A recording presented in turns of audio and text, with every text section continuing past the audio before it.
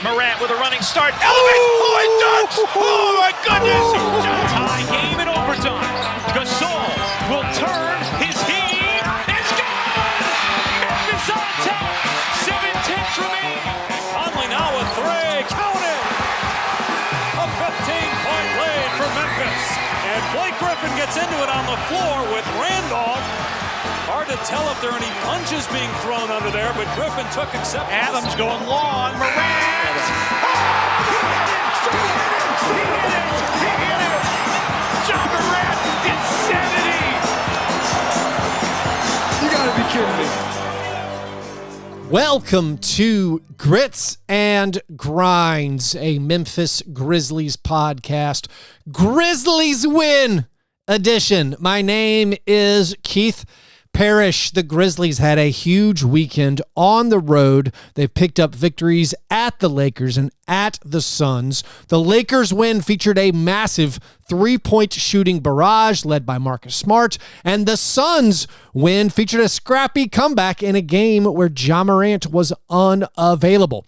In this episode, I'm going to talk about and revel in both games, but before I get there, just a word to let you know, if you want to support this content, you can do so at patreon.com/fastbreakbreakfast. For $5 a month, you can join my listener Slack channel. There is a Grits and Grinds specific Slack channel where we talk about the Grizz around the clock. Think of it as Twitter without the riffraff. Huge thanks to recent signups to my Patreon: Jess Wilder, Zach Whitener, Ross Glotzbach, Sean Coleman, Don Minot, and Mark. I really appreciate you guys and all the others who have supported the Patreon community. So check it out, patreon.com/fastbreakbreakfast. All right, the broad strokes. The Lakers game on Friday night, just an offensive and three-point explosion. The Big Four, the Grizzlies' Big Four, all had huge games. Then the game on Sunday against the Suns, Ja Morant was out with a sore shoulder. I think somewhat concerningly, we saw him with that sling, his arm in a sling, and Taylor Jenkins said that we'll have more information in the coming days. That sounds ominous, but let's not worry about that right now. The Suns game was a great comeback victory where Marcus Smart, Desmond Bane, and Jaren all delivered once again, and Vince Wiliams Jr. was a huge X factor helping out the team as they get this sorely needed victory. When the Grizzlies lost that home game to the Raptors, when they went 1-2 in that 3-game homestand, I highlighted the schedule looks tough, but the good news is we're playing the teams we have to catch. So the Grizzlies did take advantage of that by handing the Lakers a loss and by handing the Suns a loss. Let's start with the Lakers game to focus in more on that one.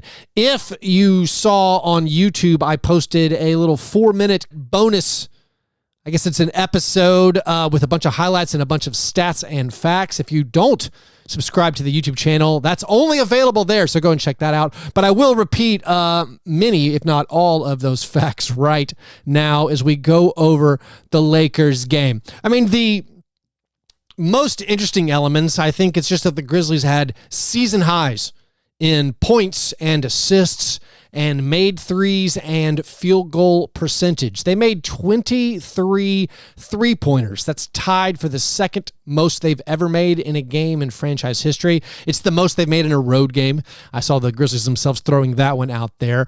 But the Grizzlies actually hit three-pointers, and somewhat amusingly, Marcus Smart, who had missed 16 consecutive three-pointers coming into the game, Marcus Smart made 8.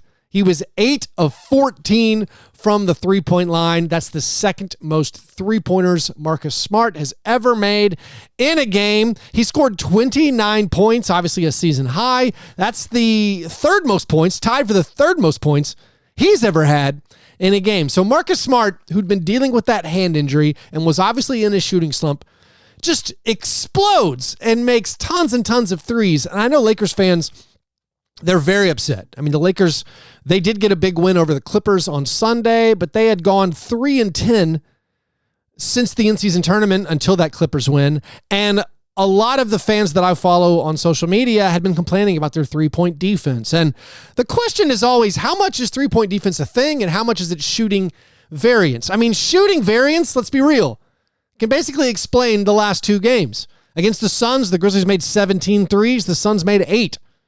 When you outscore your opponent by 27 points from the three-point line, that's kind of maybe where all the feel-good winning comes from. Yes, Vince Wiliams Jr. is scrapping for extra possessions. Yes, Jaren is a handful in the post and no one can guard him.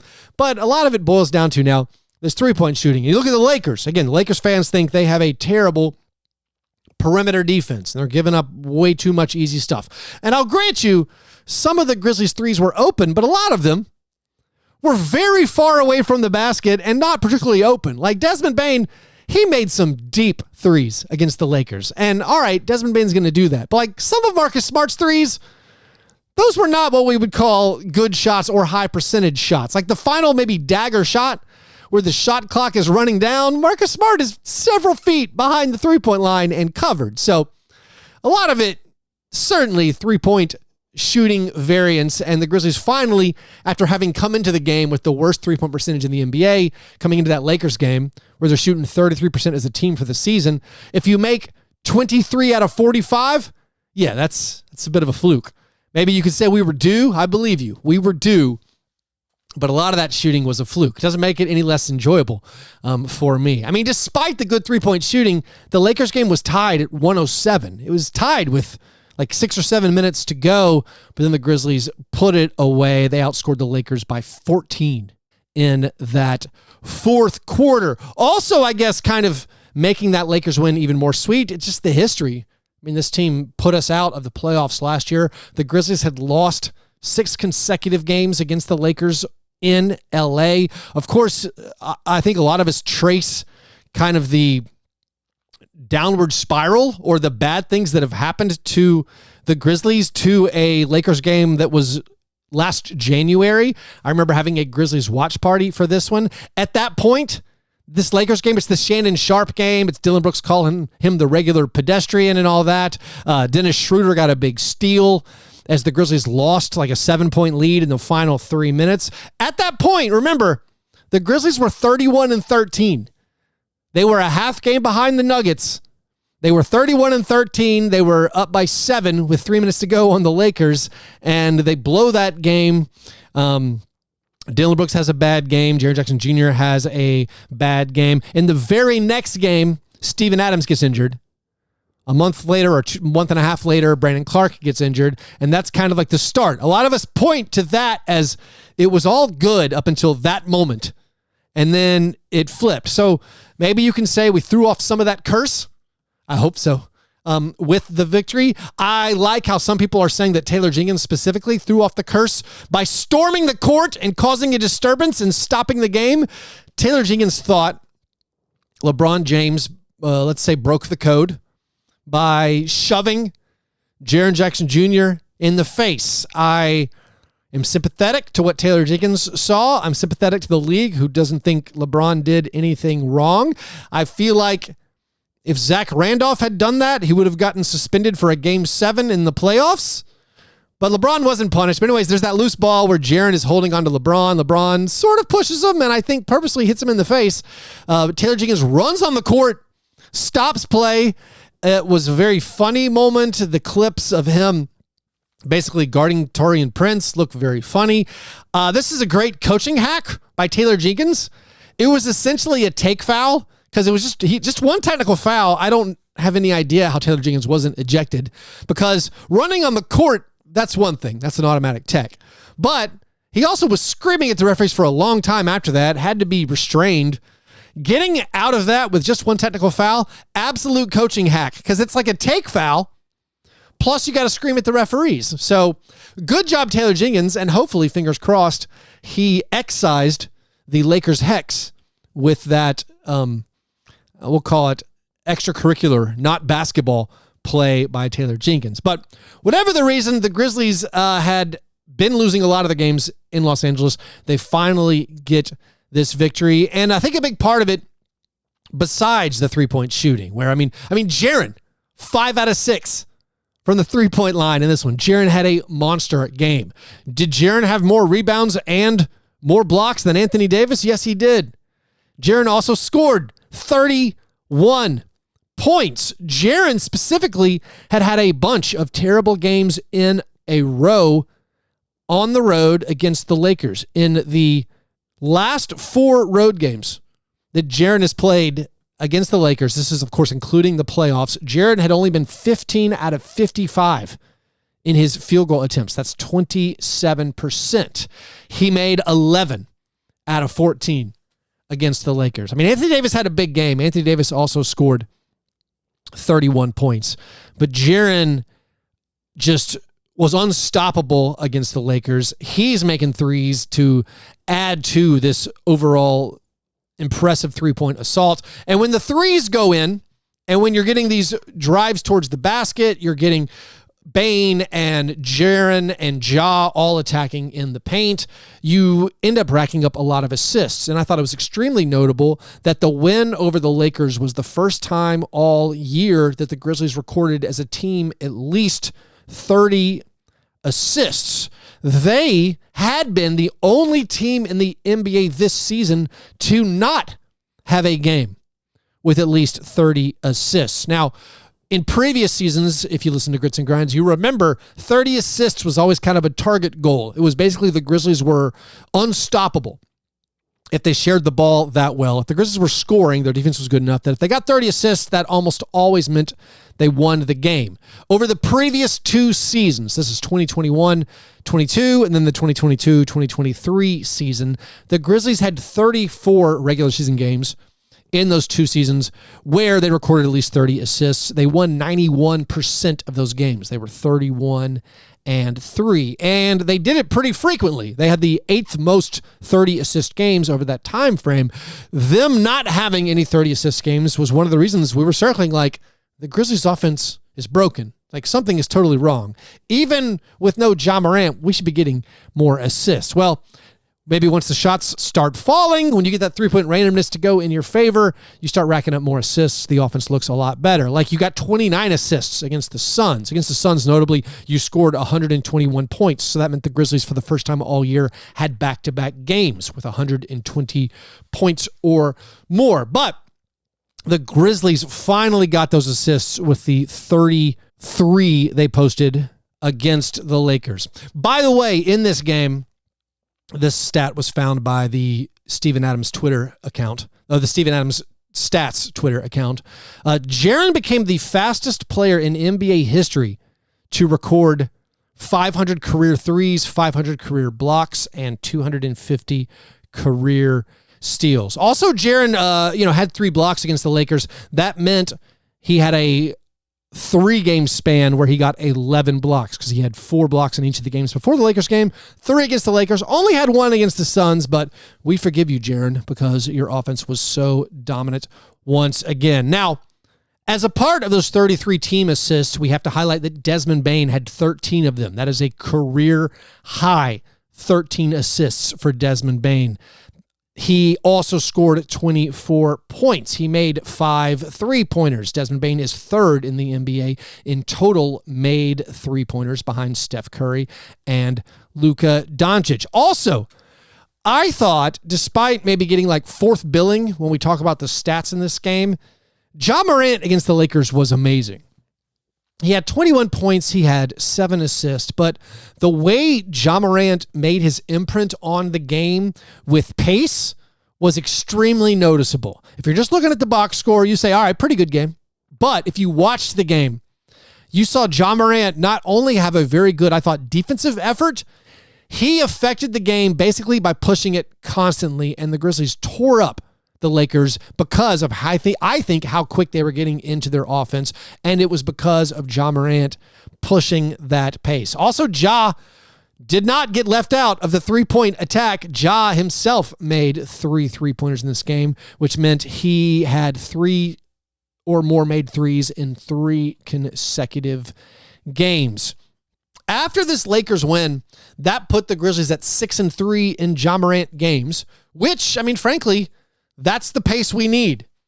I think we've all circled like, all right, to get to 40 243 wins. You're going to have to win 62% of your games or so.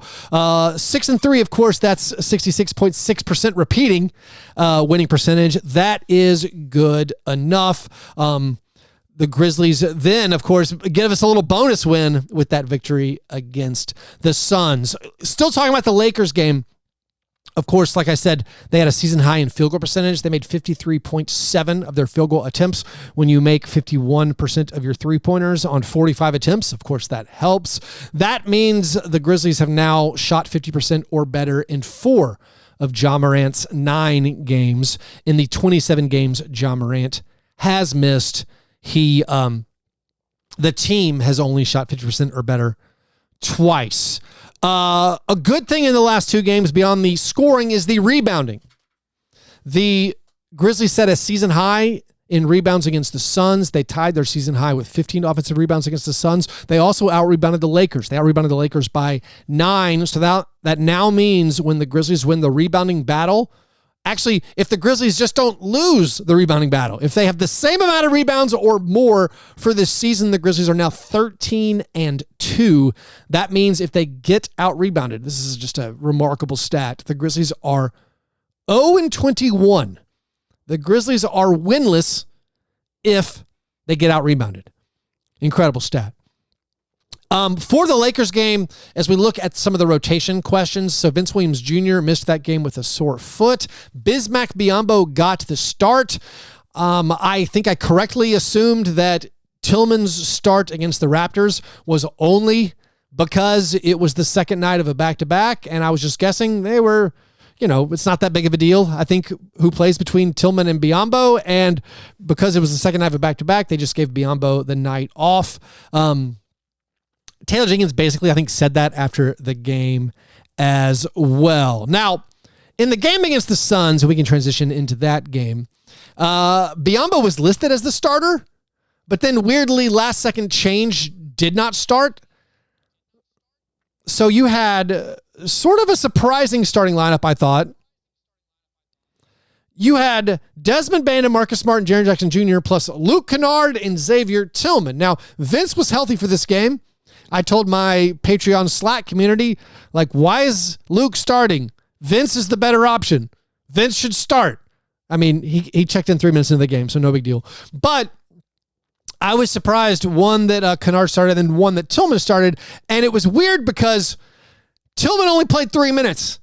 He played the first 3 minutes of the game. The rotations in the first 6 minutes of the game, I was kind of worried that Taylor Jenkins was losing it because they didn't make a ton of sense to me. I mean, starting Luke Kennard, who cares? That's fine. That's a defensible, normal decision. Maybe most people would have done that with no Ja Morant available. Then subbing in Vince Wiliams 3 minutes into the game, you're like, all right, cool. I don't mind that. But now we're playing super small ball. We have to guard Kevin Durant and Devin Booker and Bradley Beal. And we have Smart, Bane, Kennard, Vince at the 4. And Jaren, so we're playing a super small ball lineup, and we know we basically need to out-rebound our opponents, and it's going to be hard with a super small ball lineup. And then a couple minutes later, they put in Santi Aldama, Bismack Biyombo, so we've already shuffled in 2 other front court players, and Zaire Williams came in. So at this point, I'm like, what are we doing? Now that we zoom out and look at the entire game and how the rotation played out, I'm going to guess that Bismack Biyombo was detained somehow for the opening of the game. Maybe he had to run to the bathroom or something. I don't believe that Tillman did anything in the first 3 minutes where they were like, oh, we can't play that guy again. I don't think that's what happened. I think my guess is Biyombo had to run to the bathroom, and all of a sudden, last second change, they put in Tillman to start. And then, of course, the first few minutes went poorly. The Grizzlies fell down 8-1. And he's like, all right, Vince, get in there, make it better. And by the way, Biyombo's back now. He can get in the game. I don't have any sources that say that's what happened, but that at least makes the early game rotations make sense. And the Grizzlies then did kind of go on a little run with this small ball lineup. Of course, then it was back and forth, up and down. It was a closely fought first half. I mean, for a while there, it felt like I think we were losing by more than we were. We were definitely in it. This game basically is all about another big fourth quarter. So the Grizzlies outscored the Lakers by 14 in that fourth quarter on Friday night. They won the fourth quarter 33-19. In the game against the Suns, they won the fourth quarter by 16. They outscored the Suns 35-19 in the fourth quarter. So that is 2 consecutive incredible fourth quarters where you hold your opponent under 20 points, and the Grizzlies averaged 34 points in those 2 fourth quarters. Now, I think this one was a little bit more fun because, like, the Lakers game, it was close. Like, it was tied at 107, then you pulled away. Your three-point shot kept falling. You made the plays that mattered down the stretch. You had a huge fourth quarter, by the way, from Zaire. I should mention that Zaire Williams had a great fourth quarter against the Lakers. He scored 10 of his 15 points in the fourth quarter against the Lakers. Zaire also played all 12 minutes of the fourth quarter against the Suns. More on Zaire in a second. But I thought the Suns' fourth quarter was more fun because it's a comeback. Lakers game, you were sort of ahead, you were tied, and you pulled away. The Grizzlies were down 13 with just a few seconds left in the third quarter. It felt like we were heading to a very understandable loss without Ja Morant. The Grizzlies did not score a field goal over like the last 5 or 6 minutes of the third quarter. Offense completely bogged down. We're seeing some of these familiar problems, occur, but into the third quarter, you have Vince Wiliams Jr.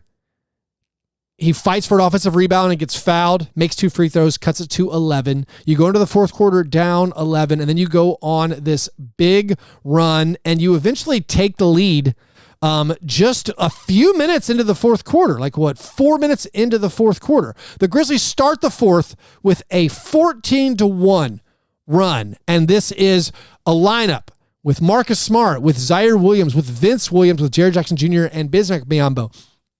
A lot of the times with the players who are on the court, Taylor Jenkins has claimed he doesn't have positions for him, but I've always said that was basically false. Like back in the day, they were like, we don't really have wings and bigs. We just have guys who play. And one of the things I pointed to was like, well, Kyle Anderson only plays the power forward. You never play him alongside a couple other bigs. So in my mind, Kyle's a big for you. And there's been other players that's been that situation. In this game, if you had to assign positions, I think it's kind of funny that Vince Wiliams Jr., he basically oscillated between playing power forward and the shooting guard. Like that lineup at the start when he came in for Tillman, all right, he's basically a power forward alongside Jaren. And then when Bismack checks in, well, all of a sudden, all right, Bismack and Jaren are playing, and also Zaire's playing. Well, Zaire's more of a 3, so now Vince is back to the 2. So maybe truly Vince is the guy who actually has no position. But they started this lineup that was Marcus Smart, Vince Wiliams Jr., Zaire, Jaren, and Bismack. They go on this 14-1 run. Then Bane comes back in, and the Grizzlies hang on and pull out the victory. They even closed the game on a 9-1 run. And as much as we need to focus on the big picture stuff, we got to say that fourth quarter run, so much of it was Vince Wiliams Jr.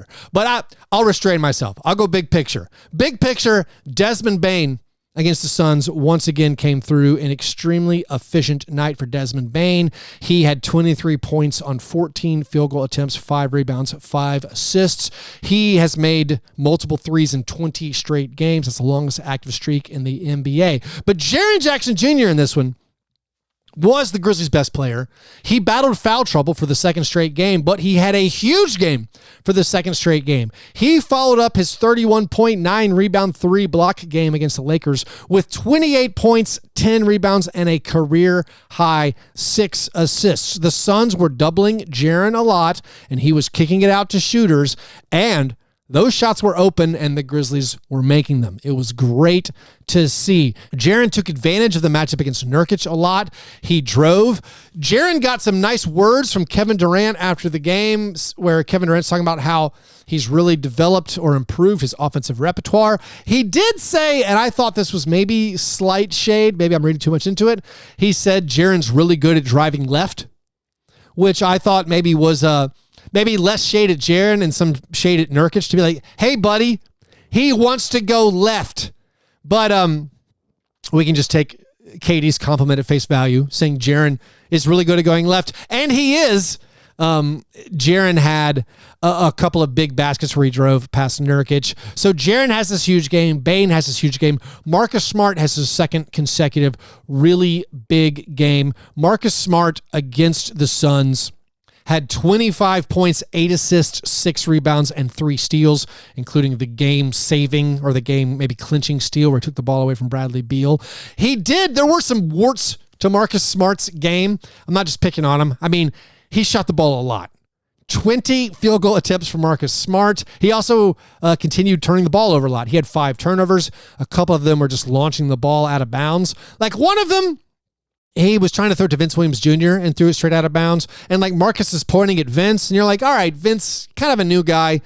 He's probably in the wrong spot. But then another one he launched out of bounds where like Desmond Bane was the intended target.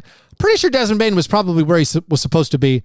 That was just an errant pass. But like Marcus shot the ball a lot, but it's okay. We needed him to. There was no Ja Morant. He took 13 3-pointers in this one. He made 4 of them. So that means combined with the 8 of 14 3-point performance against the Lakers, that Marcus Smart took 27 3-pointers in the past 2 games. That, by the way, is the second most 3-pointers attempted over any 2-game span in Grizzlies franchise history. The most 3-pointers attempted over any 2-game span is 28, which actually Desmond Bane did 2 weeks ago in the games against the Pelicans and the Hawks. So Bane had a huge game. Jaren was amazing. Marcus Smart delivered on the offensive and defensive end once again. But the X factor, and I think what the player that turned this game was Vince Wiliams Jr. And we'll get more into that after this quick break. Hey there, listeners. I want to tell you guys again about Underdog Fantasy. If you want to play fantasy sports for cash, if you want to get involved with best ball tournaments, if you want to play daily fantasy against your friends, if you want to play higher or lowers, you can do all of that at Underdog Fantasy. And if you sign up right now using promo code FBBF or by clicking the link in this episode's description, Underdog will match your opening deposit up to $100. Give Underdog Fantasy a try. Remember that promo code FBBF or click the link in this episode's description, and remember, Underdog will match your opening deposit up to $100. All right, so I take particular delight in the way Vince Wiliams Jr. plays. You guys know this. He is the type of player that I adore. Defense first, all hustle, a guy who creates extra possessions, a guy who gets deflections, a guy who struggles offensively. In this game, he checked in 3 minutes into the game, and basically Taylor Jenkins is like, I don't think I can take him out of the game. I saw Lang Whitaker on social media, he works for Grind City Media, and he's like, you know who had a good game? And then he was like, wanted to whisper and run away, say Taylor Jenkins. I don't know if I agree. I mean, maybe. When you win, everyone gets credit. Fine. You compliment Taylor Jenkins for sticking with Vince Wiliams Jr. You compliment Taylor Jenkins for finding the right combination of players, but also, this is the pushback. I'm not sure how I feel. The pushback is, it doesn't take a genius to see Vince Wiliams Jr. needs to be on the court. Like, I don't pat anybody on the back for doing that. It's obvious. That guy has to play. And in this game, the plays he made were unbelievable. He had a career-high 19 points. When Vince makes the threes, let's tap the sign. When Vince makes shots, that's icing on the cake.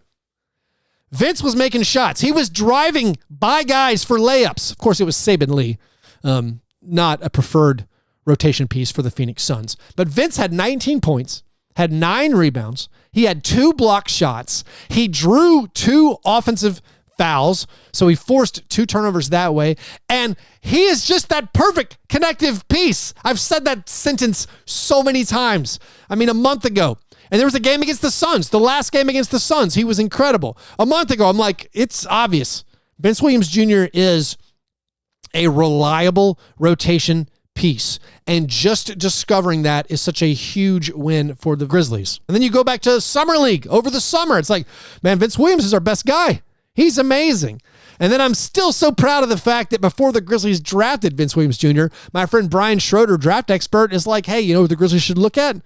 Vince Wiliams Jr. Maybe Brian should be more proud, but I feel proud for asking him and finding out. So, like, we've been following Vince Wiliams Jr. for so long. We've been saying, that's the guy I want to see get a chance. And now that he's gotten this chance and he seized it, it's been incredible. And the plays he made down the stretch of this one. All right. just the small play I said, getting that rebound at the end of the third quarter, getting to the line, generating some points. But when the Grizzlies were down, they made that run in the third quarter. You know, it was a 14-1 run, a 21-5 run. They took the lead, but then it was back and forth. All right, back and forth. The Suns are winning by 2 with 3 minutes to go. Vince Wiliams Jr. gets a rebound over Jusuf Nurkic and also draws another foul. He makes both free throws. Durant comes down, hits a jumper, put him up 2.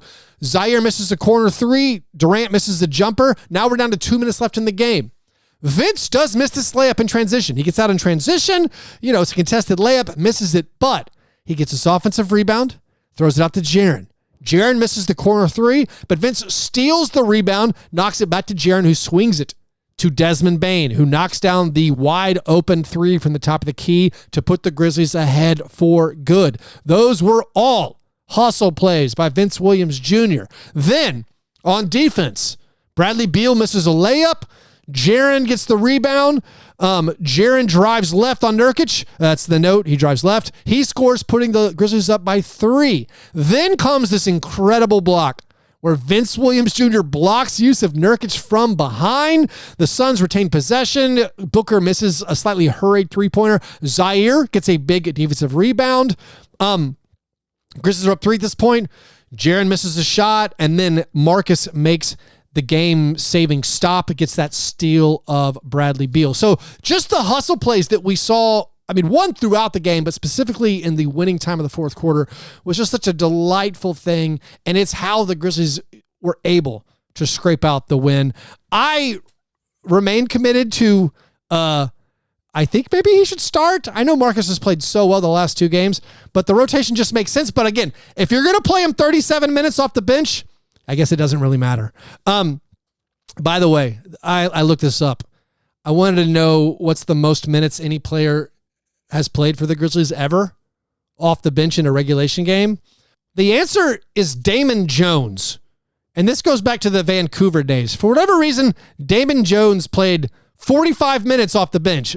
Maybe somebody got hurt in that game. And this is just in regulation games. In the Memphis era, the record for most minutes played off the bench in a regulation game is Mike Miller, who did it twice, played 41 minutes. The highest amount under Taylor Jenkins, it was actually Jacob Gilyard in the Thunder game, the end of the regular season game last year. Like only 6 players, if you remember, played in that game. So everyone played a ton of minutes. I don't really credit that one. That game doesn't seem to count. If you don't count that game, which again was a borderline of a farce game, unless we're talking about Kenneth Lofton Jr.'s performance. If you don't count that game, the 37 minutes played off the bench by Vince Wiliams Jr. is the most any player has ever played off the bench under Taylor Jenkins. So, I mean, credit Taylor for leaving him out there.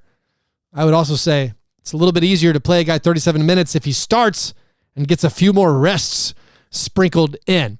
But going down the rest of the roster, I mean, I need to talk more about Zaire Williams. So Zaire Williams came up huge in the fourth quarter against the Lakers. He was up and down against the Suns. Now, notably, of course, no Ja Morant. Zaire Williams needs to play with Ja Morant. I mean, that was my takeaway again of the Lakers game. When playing with Ja Morant, Zaire looks so good. Like, Zaire should be shooting corner three-pointers, even though he airballs them every now and then, maybe more frequently than most. But, like, his threat as an alley-oop finisher is so important to the Grizzlies, and you saw it against the Lakers. He had that awesome alley-oop finish off of Ja Morant's steal. It was a big play in the fourth quarter. But, like, Zaire understands transition basketball. He's good at it. Athletic, runs fast, fills the lanes, and is that lob finisher. Basically, no one else on the Grizzlies is a good lob finisher like that. So Zaire is extremely important when he plays with Ja Morant. When he doesn't play with Ja Morant, it's a lot sketchier.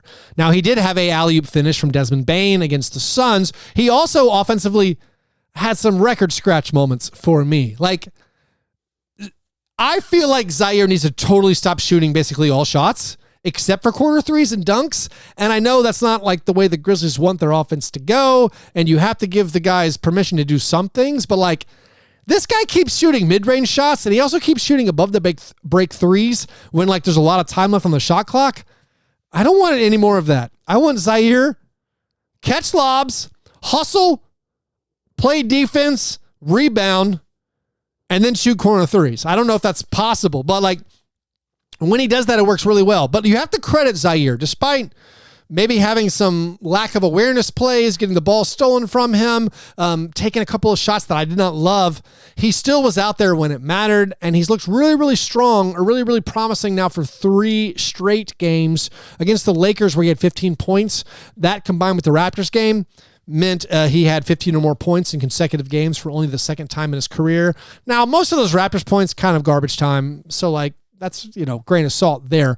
But he was a big contributor against the Lakers, and then him playing both the 3 and the 4 I thought was important. He made some hustle plays. He had some good rebounds. He had offensive rebounds. He got a steal. He drew a charge. So, like, he's contributing in those ways. I feel like if we could clean up the offensive end, he can be, a useful contributor, but you have to compliment him for the way he's played. He had 9 points, by the way, and 3 assists, got credited with 2 steals, also 2 offensive rebounds and 2 defensive rebounds. So nice stuff from Zaire. Bismack got 3 blocks against the Suns. It was a good little revenge game, I guess, for Bismack. 6 rebounds, 2 assists, 3 blocks. Santi Aldama. All right, Santi Aldama has been maybe even more up and down than Zaire Williams. I think you got to say this stretch of games has been rather disappointing for Santi because of just the overall makeup of the Grizzlies roster. There is this massive opportunity for Santi Aldama to play. We need him to play.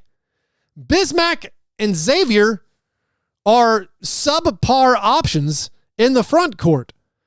Ideally, you would think Santi could carve out a role where he plays 25, 30 minutes or something. And it just hasn't happened for whatever reason. His shooting has been kind of erratic, but like his defensive play, I think, has been poor. And in this one, he played a really long stint in the first half, but then in the second half, he got straight up benched. And I don't feel like you see that much in the NBA anymore, where like a guy makes a bad play and the coach yanks him out. Normally the coach lets him finish a stint and then he's like, no, I gotta get this guy out of there. But like on this one, Santi in the third quarter had 3 turnovers in about a 40-second span. He threw an inbounds pass straight out of bounds where he thought maybe Bane was running up the sideline. But like Santi had these multiple turnovers, missed shots, and just like Taylor Jenkins was like, no, Vince, go back in there. Like Vince is subbed out. Because so Vince, by the way, started the second half. They didn't mess around with like starting a center. Vince started the second half along with Kennard and Bane and Smart and Jaren. But then he was resting. Santi comes in. Santi is just a train wreck. And then he's like, no. Get back in there. Santi, you're done. So like disappointing game from Santi. He was 2 out of 11 from the field in 15 minutes. He did get 7 rebounds. He continues gobbling up rebounds, which is something he, is needed on this team. But 4 turnovers for Santi, very far from ideal there. By the way, Luke Kennard. So Luke Kennard basically did nothing against the Lakers. Kind of, for me, reemphasizing it's good to have shooting and spacing, but let's trade Luke Kennard for a center. Let's see if we can get a center with Luke Kennard. Don't attach any picks or anything. Against the Suns, he got the start. He made all 3 of his threes. Played 22 minutes. Like he knocked down open threes. The Suns helped off of him a couple of times, which I'm like, well, I think you want to live with Jaren. Maybe they thought, making Jaren pass it was a better option, but Jaren, to his credit, found Luke Kennard for a wide open 3. So Luke Kennard made his threes, played 22 minutes. It's good having him healthy, but I still think if we have Ja Morant and Desmond Bane and Marcus Smart and Vince Wiliams Jr., let's see what we can get for Luke Kennard. That might be an unpopular opinion. But anyways, we can wrap up with that. I guess I could mention John Conchar played. He only played, Conchar did, against the Suns because Zaire picked up his 4th foul in the third quarter. If we're going to compliment Taylor Jenkins' coaching from this game, I believe we should at least highlight he pulled out Zaire Williams with 4 fouls and did not let him play his normal minutes. Pulling out subs who get in foul trouble will never make sense to me. If Zaire Williams fouls out, oh well. Play somebody else. Maybe play the guy you started. But hey, at least Taylor Jenkins has a code. The man has a code and abides by it. You get 4 fouls in the third quarter, you go to the bench. I don't care who you are. Anyways, the Grizzlies face the Mavericks on Tuesday night. Very big game, of course. The Grizzlies hoping to pick up another win. And again, facing a team ahead of you in the standings. Hopefully we'll get some okay news about Ja Morant and the Grizzlies can continue these winning ways. It's still a long uphill battle, but man, when the three-pointers go in and the Grizzlies get victories, it sure is a lot of fun. Anyways, if you want to support this show, a few things you can do that are totally free and easy. 1, subscribe to the Grits and Grinds YouTube channel. Watch that content I put up there on Sunday that is video only, that did not go out on the audio feed. Write me a 5-star review in whatever podcast app you are listening to this in. Also, if you want to go the next step, support me at patreon.com/fastbreakbreakfast. Get exclusive bonus content over there. Join the Grits and Grinds Slack channel. All right. Hope you guys have a great Monday. I will talk to you soon. Go Grizz.